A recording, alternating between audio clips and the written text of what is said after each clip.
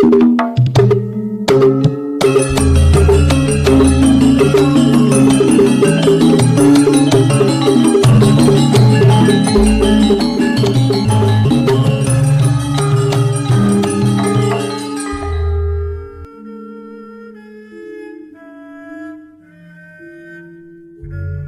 Ibu, para kadang kinasih simbah-simbah lan adik-adik, para rama suster bruder berkah dalem Gusti, sugeng rawuh wonten ing PDSK channel menika. Kados pundi kabar panjenengan? Mugi-mugi bagas kasarasan kesehatan kawilujengan tansah mengku kula panjenengan sami anggenipun nglampahi gesang ing dinten menika, lan mugi-mugi lumantar panglimbang basa Jawi waosan Injil kula panjenengan sansaya saged nggayuh iman kapitadosan ingkang leres lan mantep. Selamat berhari Minggu. Dinten menika kula panjenengan mlebet ing Minggu lumrah ingkang kaping 3 lan waosan Injil nyariosaken kados pundi Gusti Yesus miwiti pakaryanipun martosaken kabar kabungan Injil lan kratoning Allah ingkang sampun caket. Menika dados pawartos inti ingkang dipun asta dening Gusti Yesus anggenipun makarya ing tengah-tengahing umat manungsa. Gusti Yesus miwiti pakaryanipun netepi menapa ingkang dados kersaning Allah, asung kawilujengan dumateng sedaya titah kanthi mbagyaken berkah. Menika temtu saged dados kaca benggala lan tuladha tumraping kula panjenengan sami kados pundi cawe-cawe ing pakaryan dalem Gusti Yesus martosaken kratoning Allah. Temtu anggenipun martosaken kratoning Allah nggih lumantar sabda utawi pawartosan, ananging ugi lumantar pakaryan kanthi maneka warni mukjizat ingkang dipun tindakaken Gusti Yesus ngetingalake kratoning Allah sing sampun caket.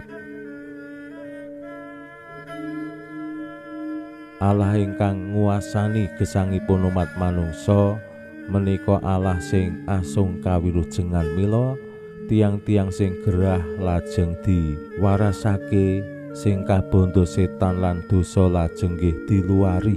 Menika srana anggenipun Gusti Yesus martosaken kekeran kawilujenganipun Allah. Ning tantanganipun kathah tiang sing nampi mukjizat menika boten dumugi ing kapitadosan dumateng Gusti Yesus, mung kasengsem dumateng mukjizatipun. Wong lara langsung dadi mari, wong sing edan merga setan terus bisa mari. Nah menika sing viral, sing populer. Ning Gusti Yesus piyambak menika sinten? Kathah tiyang sing dosami dereng tepung. Pramila monggo kita pirengaken sabda dalem Gusti ing dinten menika lan kita wiwiti kanthi sembahyang sawetawis. Konjo ing asma dalem Yang Rama saha Yang Putra tuwin Yang Roh Suci. Amin. Suawi sami munjuk. Gusti Yesus sabda dalem Yang Rama ingkang sampun manjalma, mugi karsa ngandika dhateng kawula wonten ing asepen ing telenging manah kawula.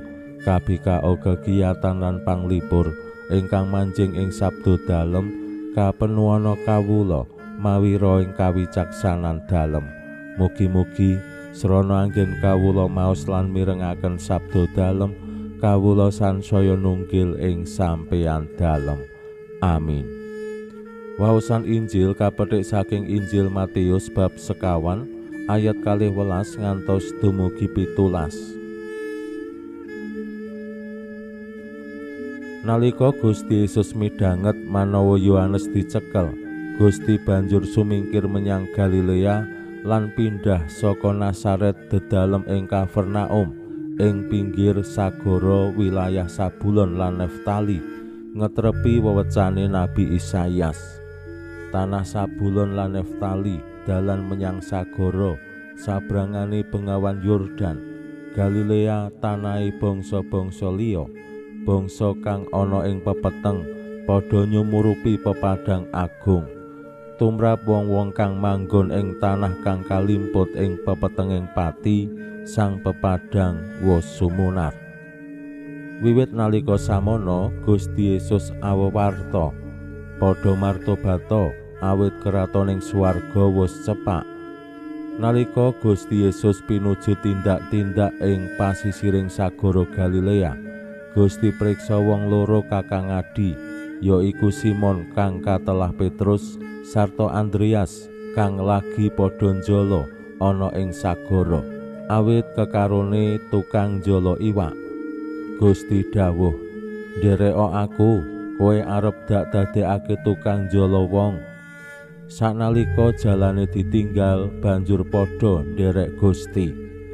Ora adoh saka kono, Gusti Yesus priksa sadulur kakangadi liya, yaiku Yakobus anake Zebedius karo Yohanes adine. Wong loro mau lagi ngrewangi bapakne, yaiku Zebedius nyulami jala. Gusti nimbali. Saknalika jala lan bapakne ditinggal, nuli nderek Gusti. Makaten sabda dalem Gusti. Suawi sami munjuk. Gusti, kawula munjuk sembah nuwun karana sabda dalem dadosa obor ingkang madangi margining gesang kawula. Katuntuna kawula sageta sabda dalem menika numusi manah ngantos tansah ngrembaka kangge gayuh gesang ing swarga. Amin. Bapak Ibu para kadang kinasih simbah-simbah lan adik-adik, waosan Injil dinten menika paring pitedah dumateng kula panjenengan kados pundi Gusti Yesus miwiti pakaryanipun wonten ing Kapernaum rikala Yohanes dikunjara. Injil dinten menika nyariosaken kados pundi wiwitaning pakaryan dalem Gusti, boten saking tengah kutha, boten saking pusat keagamaan, nanging malah saking pinggiran. Nah menika ngemotake awake dhewe kados pundi strategi ingkang dipun pigunakaken Gusti Yesus kaya mangan bubur panas wiwit saka pinggir ora saka tengah. Menika tentu strategi pastoral ingkang dipun pigunakaken Gusti Yesus lan ing mriku ngetrepi menapa ingkang dipun ngendikaken Nabi Isaias, bangsa sing kalimput pepeteng nampa pepadang agung. Mila Gusti Yesus saged dipun wastani dados sang pepadang ingkang rawuh wonten ing pepetenging donya, pepetenging pati. Merga menapa ya akeh wong lara, akeh wong sing kasurupan roh-roh ala, sing kabondo setan, lan relasi antawisipun umat manungsa mirungganipun masyarakat Yahudi rikala semanten nggih sampun risak.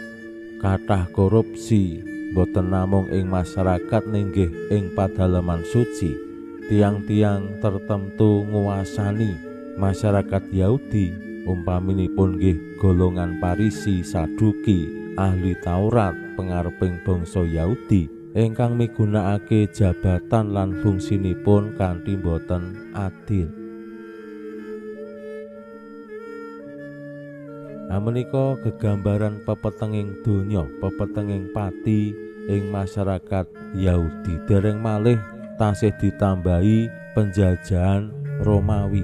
Saengga kula panjenengan saged mbayangake kados pundi dados masyarakat biasa rikala semanten yen lara ya angel banget le golek tamba.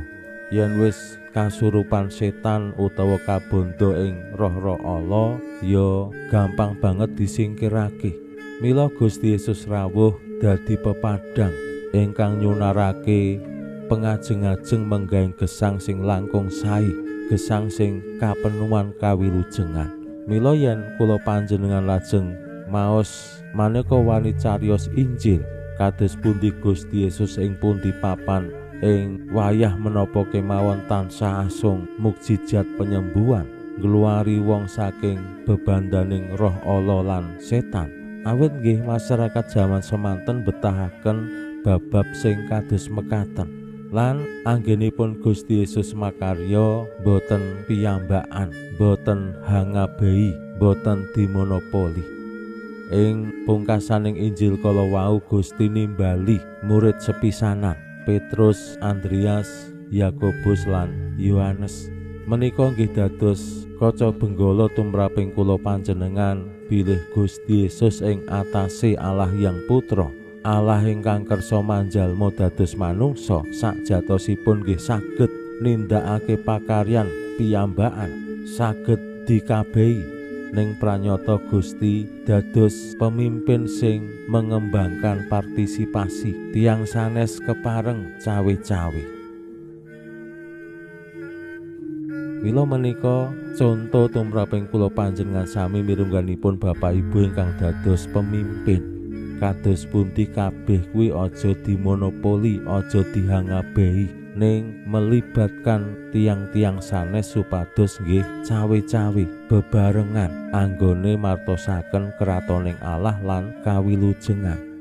Pinuji Allah sakmenika sarta ing salami-laminipun, salam sehat, salam bahagia, salam katentreman, lan mugi-mugi lumantar panglimbang dinten menika kula panjenengan tansah jinangkung ing berkah dalam Gusti ingkang Maha Kuwasa, Hyang Rama saha Hyang Putra tuwin Hyang Roh Suci.